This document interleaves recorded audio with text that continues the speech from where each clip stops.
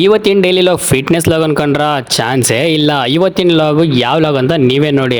ಇವತ್ತಿನ day full random ಆಗಿ start ಆಯ್ತು. ಡೇ 4 ಆಫ್ 30 ಡೇಸ್ ಚಾಲೆಂಜ್ ಗೆ ನಿಮ್ಮೆಲ್ಲರಿಗೂ ಸ್ವಾಗತ ಸುಸ್ವಾಗತ. ನಾನು ತುಂಬಾ ಬಿಸಿಲಿದೆ ಅಂತ ಅಂದ್ಬಿಟ್ಟು ಸಾಯಂಕಾಲ ನಮ್ಮ ಫ್ರೆಂಡ್ಸ್ ಸ್ವಿಮ್ಮಿಂಗ್ ಪೂಲ್ ಕರೆದೆ. ಫಸ್ಟ್ ಅವರು ಸೀರಿಯಸ್ ಫೇಸ್ ಹಾಕ್ಬಿಟ್ಟು ಬೇಡ ಗುರು ವರ್ಕ್ ಇದೆ ಅಂತ ಅಂದ್ರು. 5 ಮಿನಿಟ್ಸ್ ಆದ್ಮೇಲೆ ಆನಂದ್ ಮಕ್ಕಳೇ ಸ್ವಿಮ್ಮಿಂಗ್ ಪೂಲ್ ಗೆ ಡೈವ್ ಹೊಡೆಯಕ್ಕೆ ರೆಡಿ ಆಗಿದ್ರು.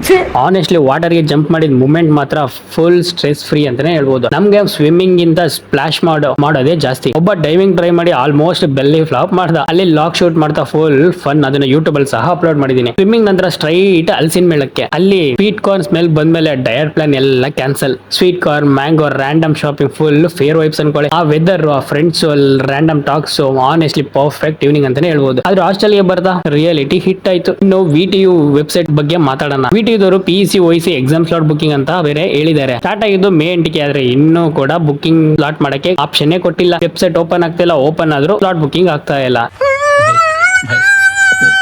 ಎಂಟೈರ್ ಕರ್ನಾಟಕ ಸ್ಟೂಡೆಂಟ್ ಒಂದೇ ಟೈಮಲ್ಲಿ ರಿಫ್ರೆಶ್ ಮಾಡ್ತಿದ್ದಾರೆ ಅನ್ಸುತ್ತೆ.